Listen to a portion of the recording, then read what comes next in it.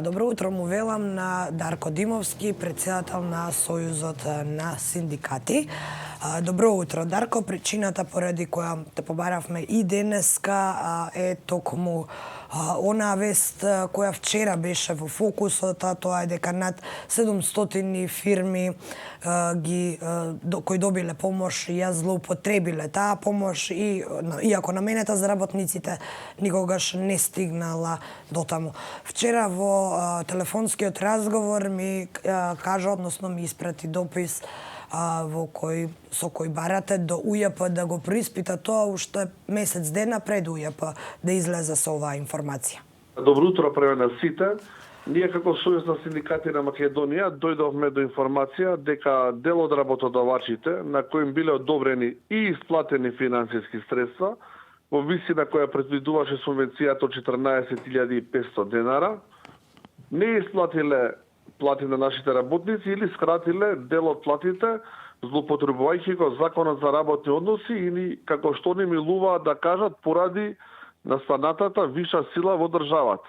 Еве, и тоа да е така, прифаќаме да биде виша сила, каде што вика дека според тој член 112 став 7 дека треба да се исплати 50% од платата.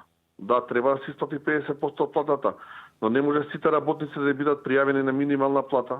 Треба да важи колективниот договор, каде што кажува дека платите и работните места се делат на твоето образование и со каква сложеност на работа работиш. Затоа не го прифаќам овој член и баш кај што уште поабсурдно, ако државата не дала на нас работниците 14.500 денара за субвенционирање на тие плати, значи тие се наменети за нас работниците. И многу е горчливо кога разбравме дека вие преку 700 фирми немате исплатено, значи работодавачите не сакаат да го поделат она што ни следува и што им го дава некој да ни го даде, а па ние како што живеевме до вчера во илузија да поделат од нивниот капитал што ние сме го створиле со нашиот труд. Значи ова више све илузорно. Тука јазот се зголемува после ова вчера што се објави, што го објави директорката Локаревска. Ние како Сојуз на синдикати на Македонија више планираме и вчера збореме со дел од претседателите и со останатите синдикати да отвориме на широка дебата како понатаму. Не се доволно глобите според законот за придонес и задолжително социјално осигурување. Ја сметаме дека тука треба кривично да се одговара и некој да заврши позади решетките. Како што можат нашите работници кои ги палат джиповите на овие газди што не сакаат да дадат плата за месециве кои сме ги сработиле, исто и недавањето на плата е кривишно дело и исто треба да одговарат како нашите работници што одговарат, што лежат затвори, принудени да го направат тоа од неисплата на нивната плата, тоа е екзистенција. Управата за јавни приходи испрети апел до компаниите за ова вие што го велите, оние кои злоупотребиле да ја вратат глобата, но ме интересира кој е одговорот кој го добивте од УЈП откако на 4 месецов реагиравте до нив дека се стигнуваат до вас анонимни пријави за злоупотреби?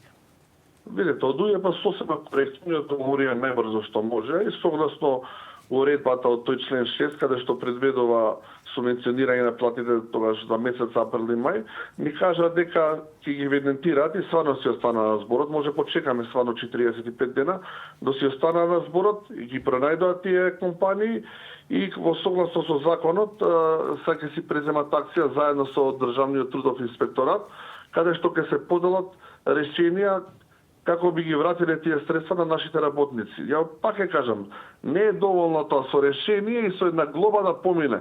Утре пак ќе се злоупотреби. Тука треба многу повише да се интервенира. Сепак се украдени државни пари. Државата пари кои ги дала наменски за работниците во овој период да преживееме поради ковид кризава, а некој се дрзнал и си дал за право да не ги исплати. Значи тука навистина треба одговорноста е преголема за да заврши со една глоба или со некоја опомена или некакво решение. Во изминативе години голем број критики беа упатени кон трудовиот инспекторат. Очекувате ли дека овој пат ќе си ја заврши работата? Видете, ние или ќе има ефект? Секако. Да, сигурно ќе има ефект. Ова е више јавна информација. Ако нема ефект од тие страни, мада не сум убеден во тоа, си ја вршат работат и трудовиот и пазарниот инспекторат, уверени сме барем овој период страшна не е соработката, интервенираат и по наши дојави и представки. Ние како Сојуз на синдикати исто ќе се заложиме самите себе, пак ќе кажам, ние имаме бесплатна правна помош, имаме наши адвокати и правници, кои ќе се потрудиме сите овие несовесни работодавачи, пак ќе кажам, несовесни работодавачи, ќе ги извадиме на суд, ќе поднесеме кривични пријави и нема да поминат како што се замислуваат во изминатиот период со една казна или со некој договор помеѓу нив и одредени малвезатори кои не сакаат да ги казнат. Кога сме кај санкционирањето, дали сметате дека јавно објавување на имињата би било правилно или адекватно, бидејќи во јавноста се појавија и такви барања? Што ако ги објавиме јавно, ако парите не ги вратат? Парите да не ги вратат, платата да си ја земат работниците. Мене ми е гајле кои се и што се. Тие што треба да знаат судиите, што треба да ги осудат за ова што го направиле и да си завршат позади решетки. Нас ирелевантно ние кои се и што си, што ако ги да знаеме, поише да се нервираме, да изгубиме и таа доверба што ја немаме, да ги покажуваме со прст. Не, парите да ги вратат, што ни ги даде државата за исплата на плати на тие месеци. И да си ги платиме дома сметките и на нашите деца за од 1 септември да им дадеме нешто кога ќе тргнат у школа, да им купиме учебници и тетрадки. Дарко, до сега зборувавме за овие 700 фирми кои добиле помош, но овие плати не стигнале до вработените, но Управата за јавни приходи вчера соопшти за други над 3700 компании, кои според директорката на УЈП на над 52.000 работници им го скратиле минималецот и им исплатиле на сметките околу 1,5 милион евра помалку од она што требало. Што е со овие останати случаи и останати злоупотреби? Дали и за нив имате поплаки, дали пристигнуваат поплаки до Сојузот на синдикати и како ќе действувате понатаму? Веќе спомена дека Сојузот на синдикати им нуди бесплатна правна помош на членовите, дека ќе се борите, но се работи за повеќе злоупотреби од она што го споменавме на почетокот. Види, Крис, законот за минимална плата е јасен. Не може никој работник во нашава држава да добие плата под 14.500 денара.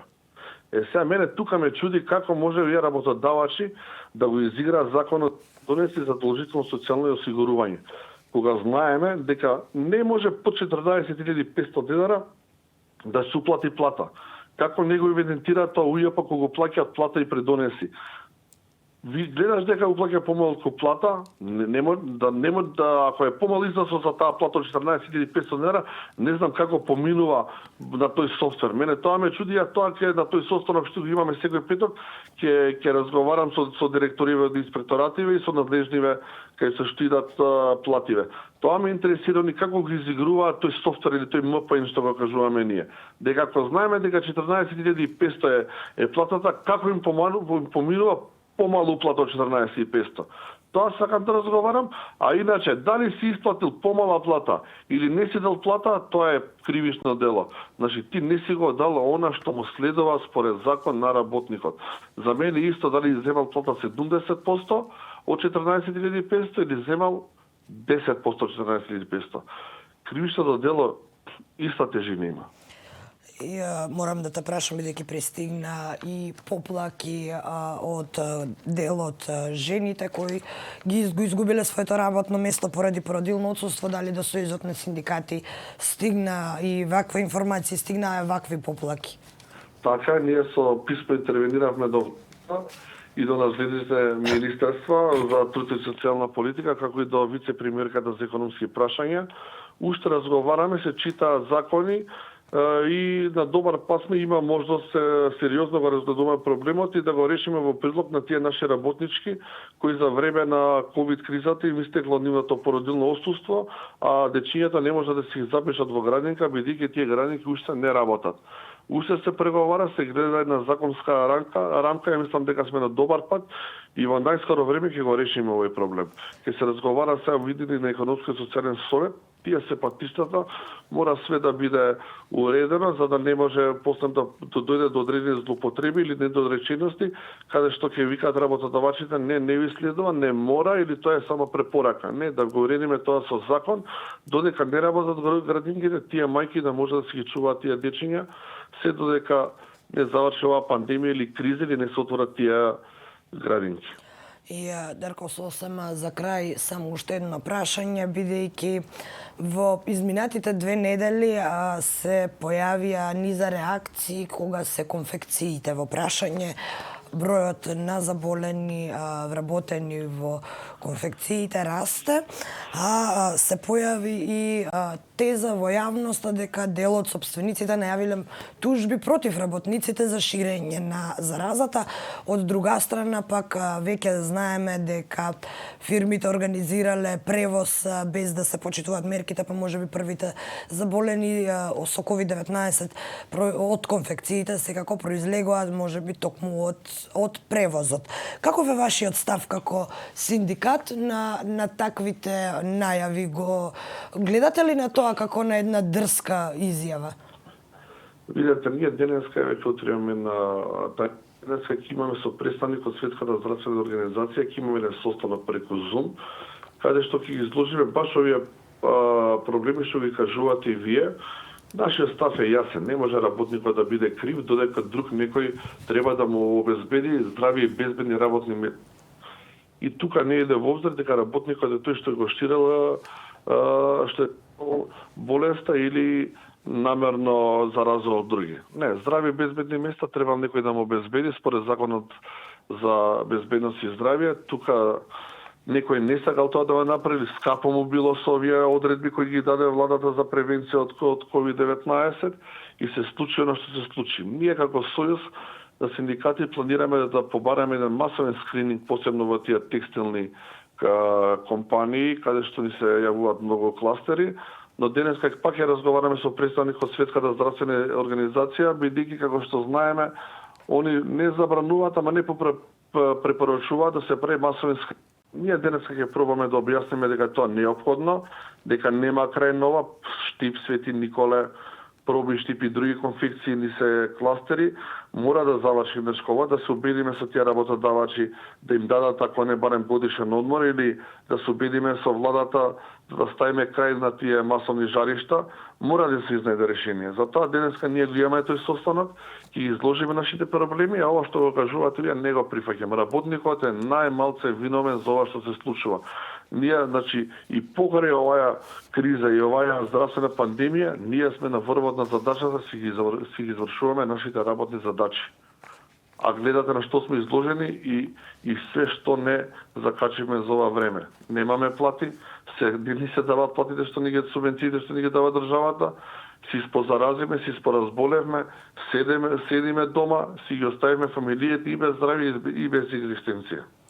Дарко Димовски, председател на Сојузот на синдикати, благодарам за ова вклучување во утрински брифинг, како што веќе кажав, за она кое што вчера се наметна како тема на денот, се работи за злоупотреба на државните пари кои беа наменети да завршат кај работниците, но не завршија таму каде што требаше.